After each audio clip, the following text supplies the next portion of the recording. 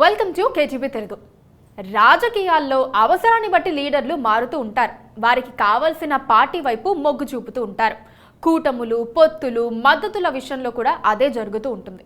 అవసరాన్ని బట్టి ప్రత్యర్థి పార్టీలు కూడా ఒక నేతకు మద్దతు ఇవ్వటం సాధ్యపడుతుంది.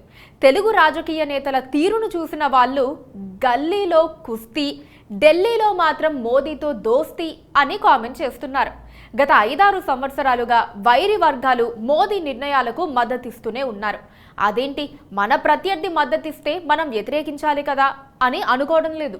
అందరికీ మోదీనే అంతరాత్మ అవుతున్నారు.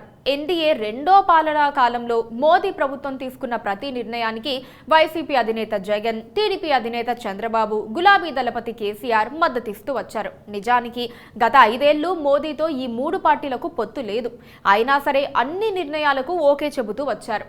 లోక్సభలో బీజేపీకి సంపూర్ణ బలముండి కూడా వారి సహకారం తీసుకుంది. రాజ్యసభ గండాన్ని గట్టెక్కించుకునేందుకు తెలుగు పార్టీల సేవలను బీజేపీ వినియోగించుకుంది.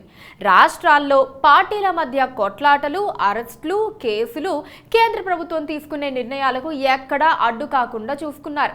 చంద్రబాబును అరెస్ట్ చేస్తే మోదీ బయటకు వచ్చి మాట్లాడకపోవడం కూడా జగన్ రెడ్డి కీలక సమయాల్లో కేంద్రానికి ఇచ్చే మద్దతు కోసమేనని చెప్పుకునేవారు.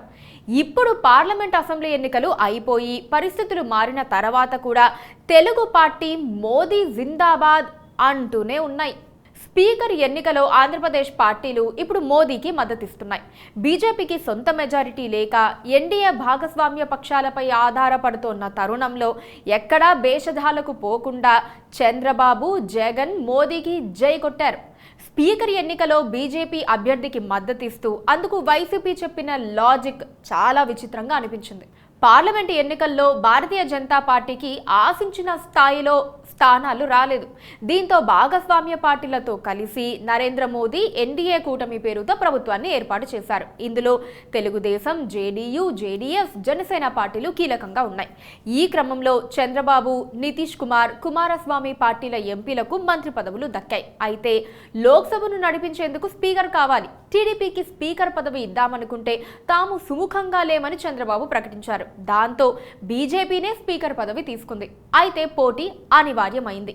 ఓం బిర్లాను స్పీకర్ అభ్యర్థిగా ఎన్డీఏ కూటమి ప్రతిపాదించగా కేరళ రాష్ట్రంలోని మావేలికర పార్లమెంటు స్థానం నుంచి 8 సార్లు ఎంపీగా గెలిచిన కోడికుట్టిల్ సురేష్ను కాంగ్రెస్ పార్టీ ఇండియా కూటమి అభ్యర్థిగా ప్రకటించింది. ఎన్డీఏ భాగస్వామిగా ఓం బిర్లాకు టీడీపీ మద్దతు ఇవ్వడంలో తప్పులేదు. ఇప్పుడు 4 సభ్యులున్న వైసీపీ కూడా ఆయనకే మద్దతిస్తోంది.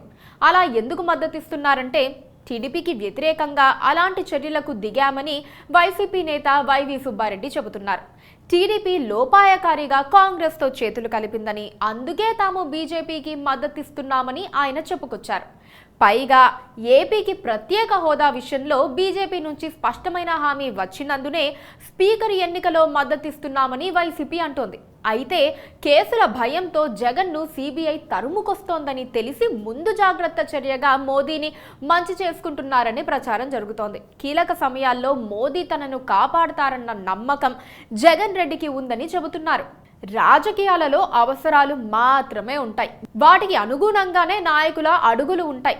మొత్తానికి తన రాజకీయ చాణక్యంతో నరేంద్ర మోదీ అటు టీడీపీ, ఇటు వైసీపీని తన ఆధీనంలో ఉంచుకున్నారని స్పష్టమవుతోంది.